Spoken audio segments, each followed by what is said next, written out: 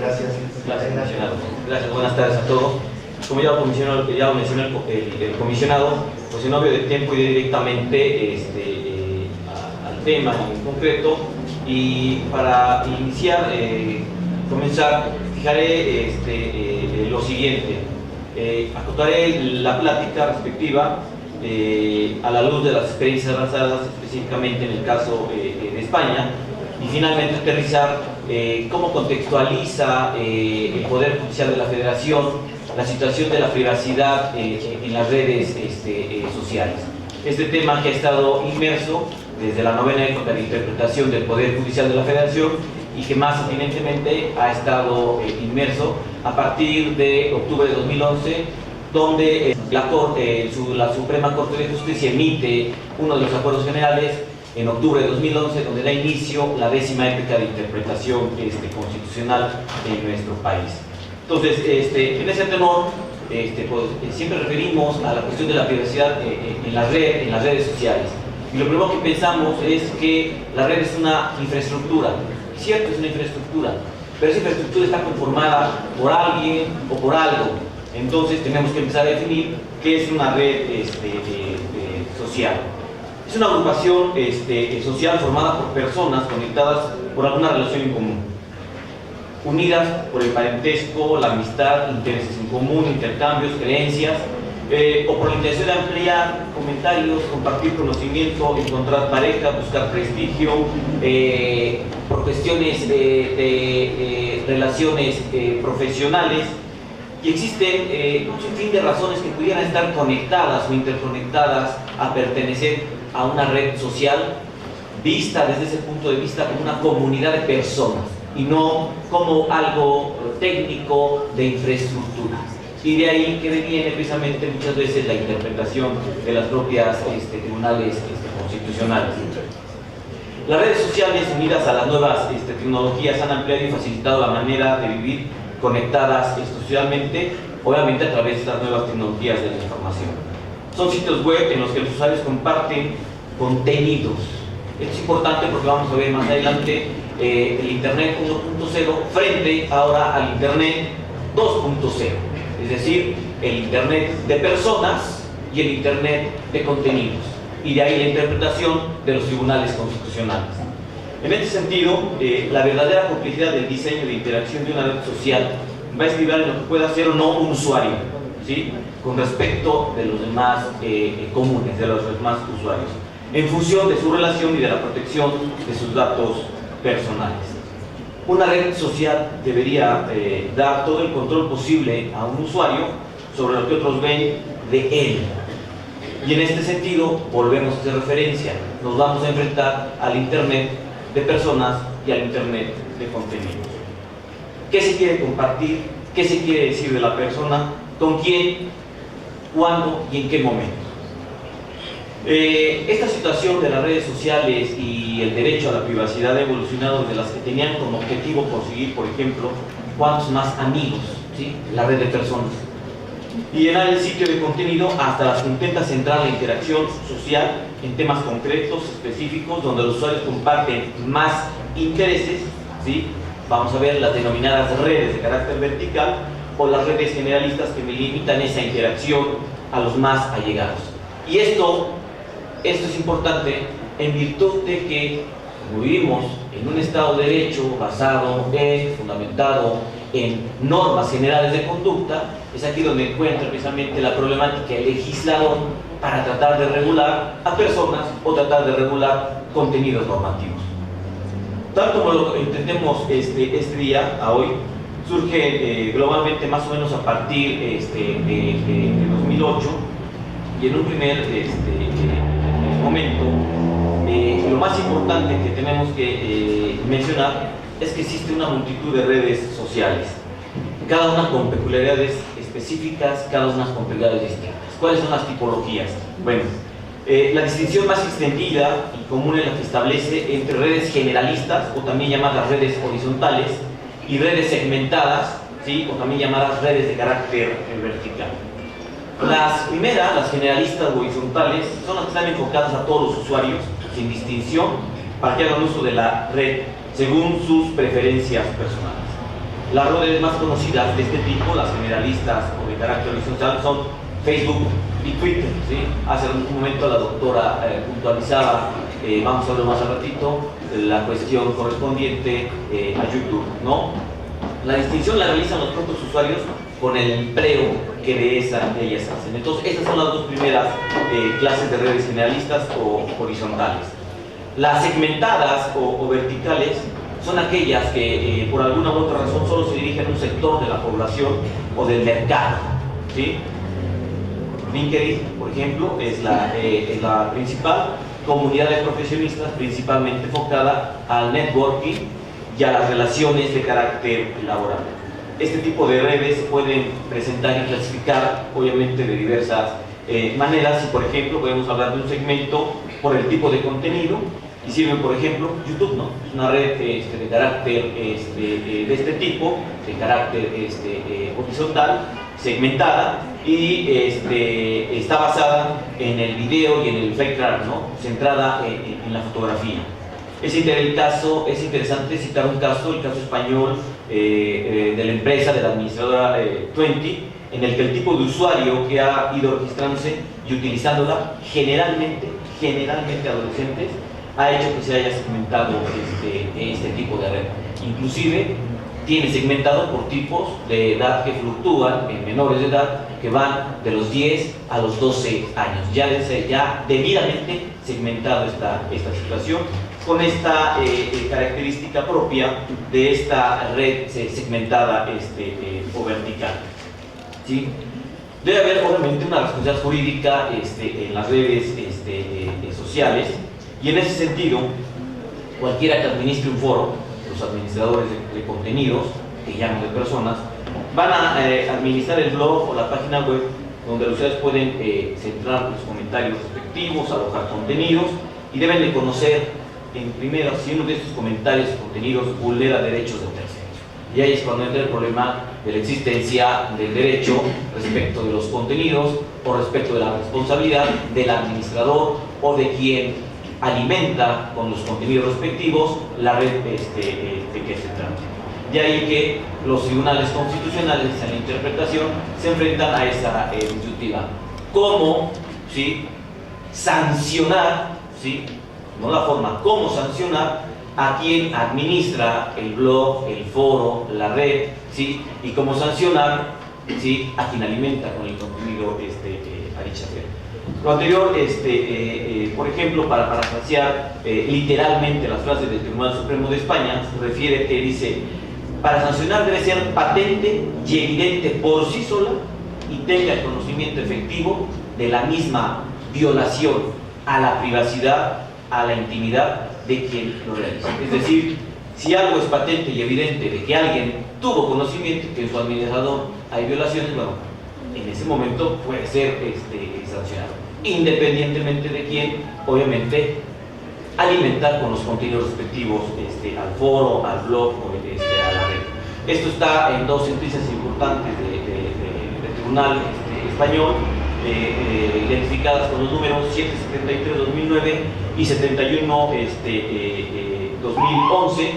Voy a citar en dos casos respectivos, que son los casos conocidos como, por sus siglas, SGAE contra la Asociación de Internautas, por el caso conocido como las putas J, ¿sí? Y el segundo, el de Ramoncín contra los responsables de la web a las barricadas.org, ¿sí? Que tiene que ver con algo que ustedes conocieron, que es el tema de a las barricadas, ¿no? Son temas interesantes donde está en conflicto precisamente los contenidos y las personas. Bueno, esta cuestión de la red supone un ligero vuelco a lo que venía siendo inicialmente las redes, ¿sí? Obviamente la teoría jurisprudencial española en la materia ha ido avanzando en las responsabilidades de los administradores de las webs sostenida conforme a lo dispuesto en diversos criterios de carácter jurisprudencial, ¿sí? De ahí en este aspecto, además, se entendió que conocían de la ilegalidad de un contenido cuando un órgano competente, es decir, un juez, así lo determinaba, ¿no? Entonces también está la disyuntiva. Algo es ilegal hasta que un órgano judicial, un órgano jurisdiccional lo determina, o es ilegal a partir del momento de que la persona alimenta con los contenidos la red o el blog correspondiente. Esta es parte de la teoría jurisprudencial española. Y así, por lo menos lo han interpretado la sentencia de la Audiencia Provincial de Madrid el 19 de febrero de 2010 en los casos particulares de personas contra Google, ¿sí? Que a que se refería concretamente la doctora Patti Kurzheim, ¿sí? Y otro acuerdo también de la Audiencia Provincial del auto de juzgado de instrucción número 9 del 27 de marzo de 2003, denominado un caso que se denomina caso ajoderse.com contra una organización administradora, contra ONU, ¿no?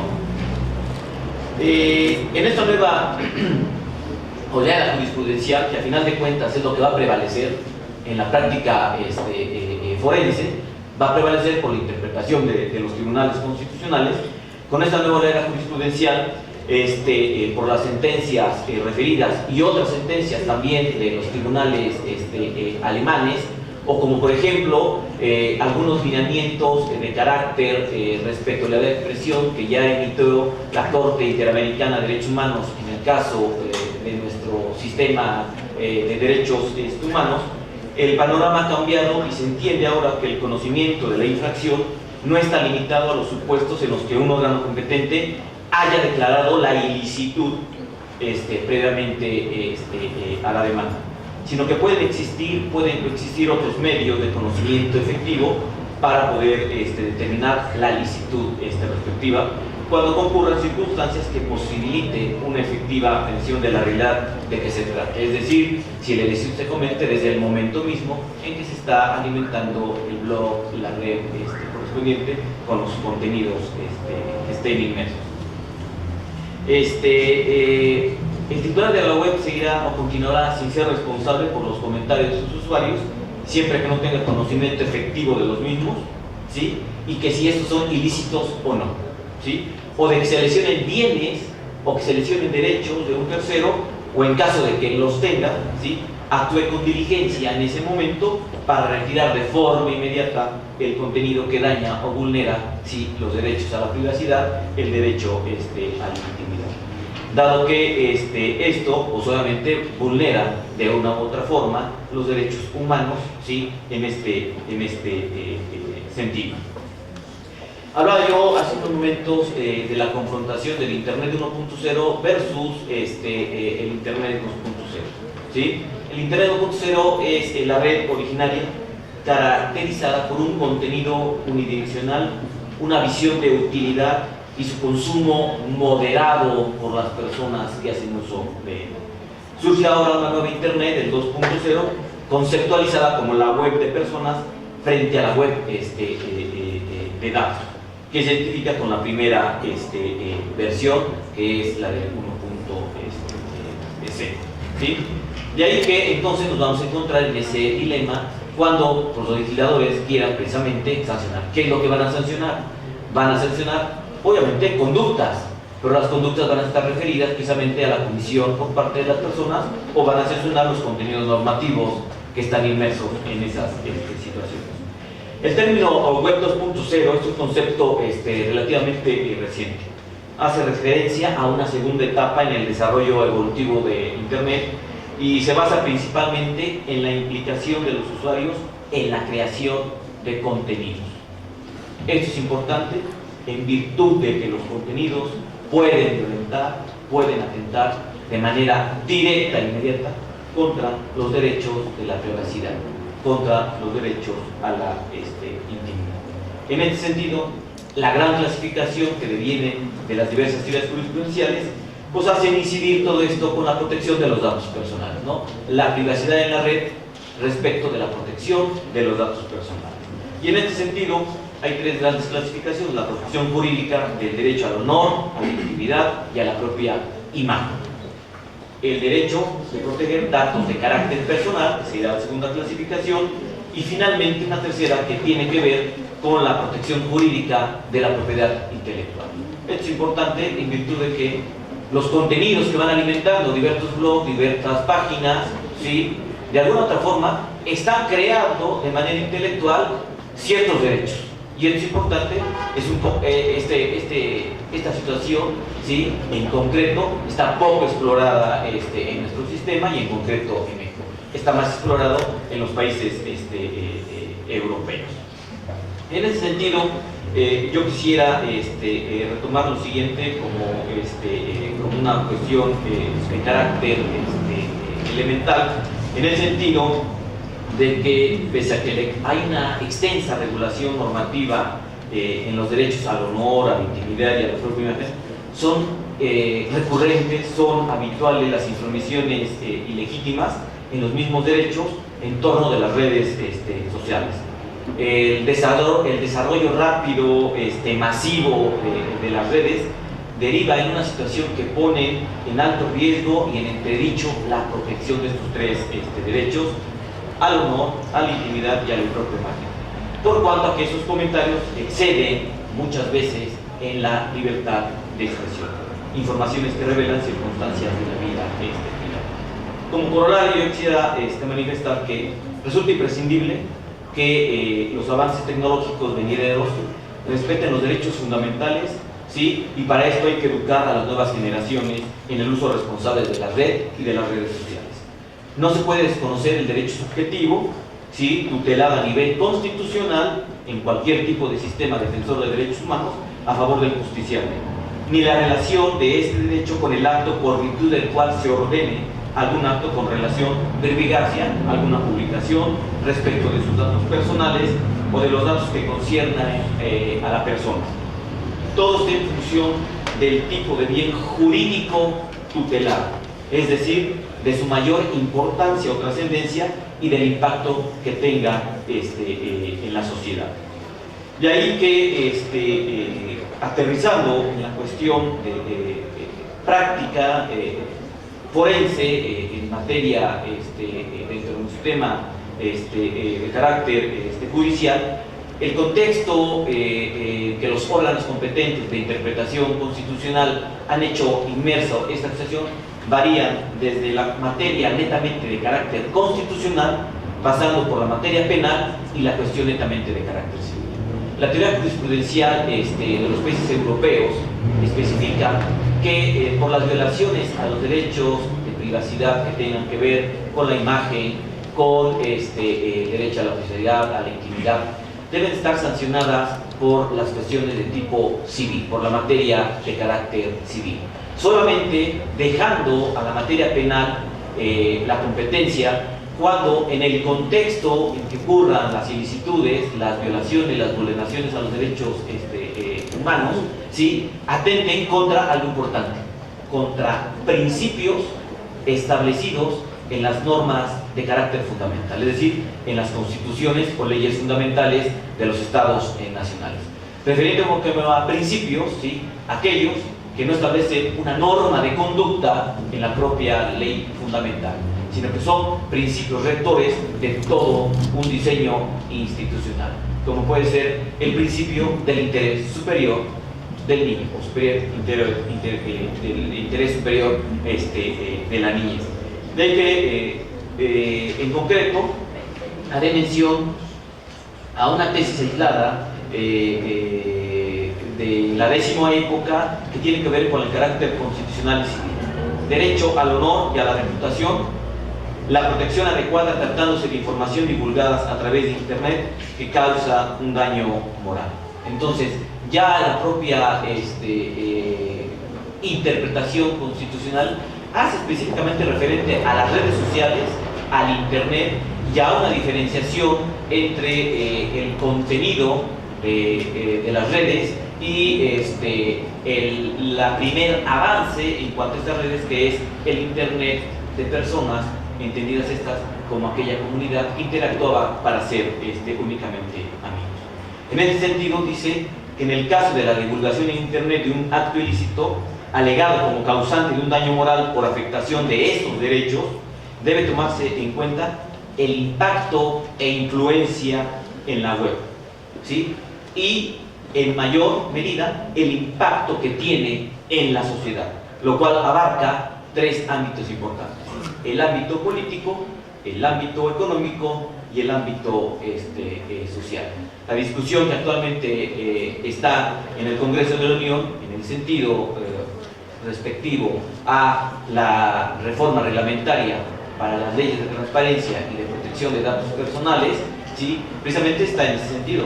Las leyes se crean en un contexto determinado, en un espacio determinado, y está limitado a lo que ocurre en un momento en el aspecto económico, en el aspecto político y en el aspecto social.